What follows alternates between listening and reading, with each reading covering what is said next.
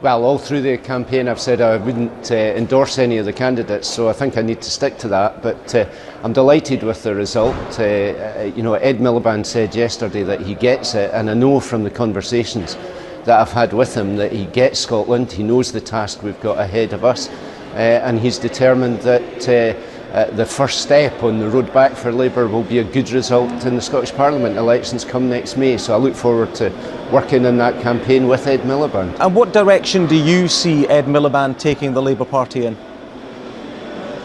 Well, I think he's going to be a strong leader of the opposition. He will be exposing the mistake that the Tory Liberal coalition are making in cutting far too deeply and far too fast, in exactly the same way as in Scotland, Labour has been exposing the legacy of failure left by Alex Salmond. But what specifically do you expect from Ed Miliband? In terms of policy, what general direction do you think he'll take the party in?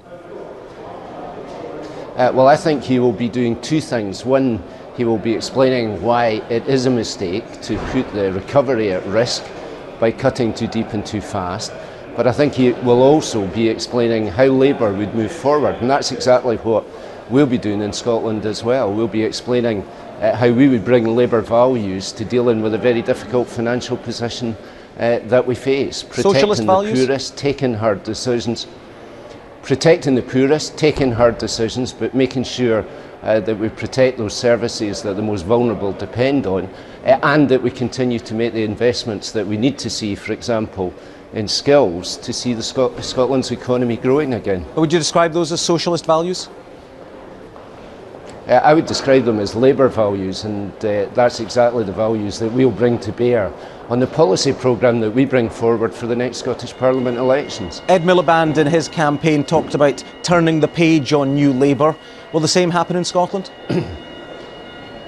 Well, you know, Gary, we turned our page some time ago. We had our bad election result in 2007. We had our leadership contest too and talked about how we had to go forward. We've done that. We got great election results in by-elections in Glenrothes and Glasgow, and in the general election earlier this year in Scotland, over 1 million Scots put their faith in Scottish Labour. So that page has already been turned in Scotland, and we're moving forward to the elections in May. Is it fair to say on a philosophical point that perhaps Scotland and members of your party north of the border were less enthused by the notion of New Labour and won't be that sorry to see the back of it under Ed Miliband? Well, I don't think that's true. I think those election victories that New Labour brought were just as important in Scotland as they were in the rest of the country. But Ed Miliband, the New Labour leader, got a lot of support in Scotland. I know that a lot of members of my group, Labour MSPs, were supporting Ed. He gets Scotland. The conversations I've had with him make me very confident that he will work very well with Scottish Labour towards that Scottish Parliament election next May. Ed Miliband knows that good election results for Labour next May in Scotland and indeed in Wales are the first step in demonstrating that Labour is back and fighting back. Let me ask you specifically about your relationship with Ed Miliband as Labour leader. Do you think that he will be giving you more of a free rein than previous Labour leaders have with the leader of the Labour Party in the Scottish Parliament? Well, I said in the leadership contest that I did want Scottish Labour to take a bigger central role in Labour across the country, and one sign of that was that I think I should have a place on the National Executive Committee. So you've been constrained in the past? Ed Miliband committed himself to that. Ed Miliband committed himself to that place in the NEC, and I would expect him to make sure that that happens. So I'm sure that the new Labour leader will be listening to Labour in Scotland and working very closely with us, yes. Let me move on to another issue, that of knife crime. We have statistics today saying the number of people convicted of carrying a knife has fallen to its lowest in nearly a decade. I presume you'll want to congratulate the Scottish Government on those figures. Well, look, I think that's extremely good news, but you have to look behind those statistics. You know, of those who were convicted, 70% of them will not be going to jail. I think that's wrong. 30,000 people who signed Labour's petition, carry a knife, go to jail. They think that's wrong as well. Last year alone, 60 Scots, almost 60 Scots died in knife attacks, and 2,000 Scots were admitted to hospital because of a knife attack.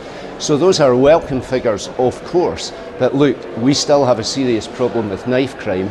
We cannot be complacent, and it is still right that if somebody is caught carrying a knife, they should go to jail. Well, indeed, but Kenny McCaskill says that jail terms for knife carrying in Scotland have increased by almost 2/3 over the last 2 years. That renders your call for a mandatory jail sentence somewhat redundant, doesn't it?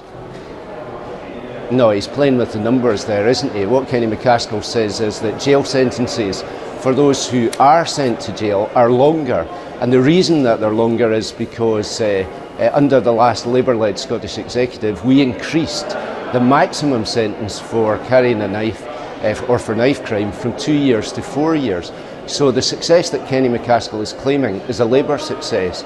But look, we know that we didn't do enough, and it's our strong belief, and as I say, that's backed up by 30,000 people who've signed Labour's petition, Carry a Knife, Go to Jail. We strongly believe that those who are caught carrying a knife should go to jail. That's a strong deterrent, and that's exactly what we need to see. Almost 60 Scots died because of knife crime last year. We know, knife crime costs our NHS £500 million a year, Gary. That's not something that we can be complacent about. But we so know, these of are course, welcome that booze is often. We need to do more. But we know that booze is often at the root of knife crime. So is it time for Labour to start backing the Scottish Government's plans to try and curb our alcohol consumption? No, it's time for the SNP to come forward with proposals which will actually work. We're supporting a whole range of proposals in the alcohol legislation. For example, alcohol treatment and testing orders, which would help us address exactly that problem of alcohol-fueled crime. The problem we have with this is that the SNP are focused on their minimum unit price as if that was a magic bullet that would solve Scotland's problem with alcohol. It is not a magic bullet, it is probably illegal and it wouldn't work. We've made alternative suggestions on pricing as well as other things, and there is a consensus for many of those things in the Scottish Parliament. We need to act on alcohol, and that means coming up with proposals which are workable and legal, and would have the effect that we're all looking for. Iain Gray, thank you for joining us.